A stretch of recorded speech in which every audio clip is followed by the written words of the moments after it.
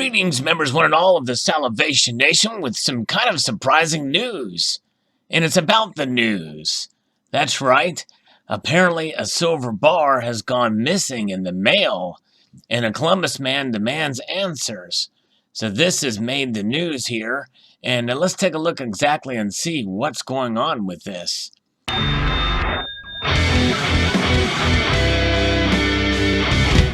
According to WCMH, this is NBC4i.com news, they say that every cloud has a silver lining, but one Columbus man is still looking for his. Jill Brano is missing more than $1,000 worth of silver somewhere in the United States Postal Service system. And after getting nowhere and trying to track it down, he decided he better call Jackson. I am far from the only person that has come across this, Jill Brano said. He was hoping to cross his palm with some silver last year by turning in a solid silver brick, really he means bar, that he owned into some liquid cash. I was hoping to use that money for a vacation, Brano said. Brano went through American Precious Metals Exchange, APMEX, based in Oklahoma City. The company was going to pay him $1,472 in exchange for his silver. Must have been a 100-ounce bar or something, or a couple of kilos or what have you. I was going to mail it insured from the post office because that was what the company told me to do, Brano said. Brano bought insurance with the USPS and sent the package on its way, but the silver never arrived. I thought I would get my money back because I had insured it, Brano said. Brano turned to USPS and they approved his insurance claim. However, they later told him in a letter that the maximum indemnity for negotiable items like currency is $15, except for registered mail. I think that's supposed to be mail. They sent me a check for $15. Better Call Jackson reached out to USPS for answers. The Postal Service recommends customers mail cash, check, or other negotiable items using registered mail. Other items can be shipped using insured mail for a value up to $5,000, Susan W. Wright with the USPS said via email. This means customers mailing money should send the negotiable items through registered mail and with insurance. Why buy insurance? It's a scam, Brano said of the experience. He is left angry at American Precious Metals Exchange, for he says not telling him how to send the silver properly. Nowhere did they tell me that beforehand, Brano says. He is also not happy with the U.S. Postal Services for selling him insurance that was anything but a sure thing. It is disappointing. It is the federal government. You would think it would be a little different, Brano said. He hopes the story will prevent things like this from happening to someone else. Better Call Jackson, which I guess is the column for this news agency, reached out to American Precious Metals Exchange, APMEX, and was told that they offer an insured mailing service, but it was partnered through the United Parcel Service, not the United States Postal Service. So it's through UPS, not the USPS.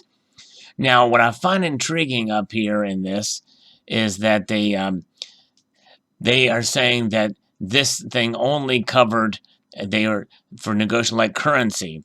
It's the maximum indemnity for negotiable items like currency is $15. So does that mean that they consider silver money? Let's ask a scammer. Hello? Richard? Yeah, this is Richard. Now, what do you think? Oh, hey, Richard. Hi. What was that? Is silver money, or is it a negotiable item, or is it a currency, or what? How would you describe silver? Silver? Yes. I'd put it more like a currency. Yeah. But it's not a currency, but it's similar. Yeah. Would you consider it money? Do you think it's a negotiable item? It has value. It has value. That's right. And so it could be money. So it could be money. That's right. So if I was to send you a 100-ounce bar of silver in the mail, what would you think that value would be based on? I would just keep it as a gift, no? You would keep it as a gift, but I mean, if I was going to insure it and send it to you as a gift, how would I base the value? I don't know the silver market. Well, I wouldn't know. Basically, it's the spot price. It's the market price of silver. And so if I was to send you that bar, I would insure it for the market price, right? Of course. Yeah. And so that's well over $1,000, by the way. In fact, that's probably a 100-ounce bar would be about $1,500 and some odd cents, maybe $1,600. I haven't actually checked the spot price today. But nonetheless, in this particular story, this guy that sent this bar to APMEX, guess how much he got back for his insurance on it? How much? $15. That's it. Wow, that's crazy. Because apparently, according to the U.S. Postal Service, they approved his insurance claim, but the maximum indemnity for it was only $15. That's kind of crazy. That's like a scheme. Yeah, it's like a scheme. Yeah, exactly. It sure is. So I don't know what we're going to do about this, but I think that somehow through your company, you provide loans, is maybe we can raise enough money to pay this guy back for the difference. What do you think? Oh, you mean like hand out money for free? Yeah, what do you think? Can we hand him? I always do charity, so, it really depends. All right, well, this guy's name is Gil Brano, and he's in Ohio. Yeah. He's a good man? He's a good man. He was going to use the money for vacation. Wow. So now he won't be able to go on vacation. What do you think of that? I feel bad. Is there a GoFundMe page, maybe? I don't know. GoFundMe. Maybe a GilFundMe page, because his name is Gil and Jill. I know. Well, we should make him a GoFundMe page. I'm sure we can raise a lot of money. I think we should. I think we should try that. I think that might not be a bad idea. I think we should definitely do that. I'll be the first contributor. I promise you that. Okay. Well, I tell you what. I'll set this thing up, and I'll have my machine call your machine, and we'll see what we can do about it. All right, no problem. All right, thanks, man. All right, we'll see you. All right, thank you. All right, so do you want to be in love with your job? That's the scammer wanting to help somebody else, and who knows? We could have been scamming him. This could have all been just some big mess. You know what I'm saying? Who knows? But anyways, very fascinating indeed story here. So what I was getting at is it's saying that the customers mailing money should send the negotiable items through registered mail and with insurance, as opposed to as opposed to how he did it. So that means that the U.S. Postal Service recognizes silver as money, which is quite interesting indeed. But it still doesn't make any sense. I think they should have honored his insurance claim, because all they had to do is just look up the spot price for silver and the amount of weight that was there for what it was. But nonetheless, I do hope the bar is recovered. It is interesting. We just did an interview, most of you know, with the APMEX, and we did talk a little bit about shipping and the like, but nonetheless, we didn't get this deep, but maybe it's a good question to ask. And but I'm just surprised this made news.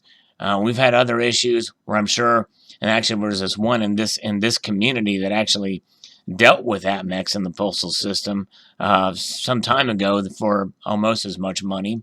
And I don't think that made news. It certainly was a hit on YouTube, but nonetheless, it is fascinating and to see how this thing plays out. And how they apparently, I believe the fault lies with the U.S. Postal Service with how they addressed this particular or noted this thing as a negotiable item. Like Kern said, that they measured silver as such. Still, that should have been very clear when purchasing that insurance. They should have not allowed him to put $1,000 or what have you, whatever the claim was. And again, it says that the Postal Service recommends customers mail cash, check, or other negotiable item using a registered mail, as opposed to how it was sent. That should have been made pretty clear, especially when you're mailing things like this. But nonetheless, people typically don't see silver as a currency or as money. So this really shocks me in more ways than one. So, anyways, post your thoughts below about this situation. I would like to extend a multitude of gratitude y'all for watching, and encourage you to please rate, comment, and subscribe.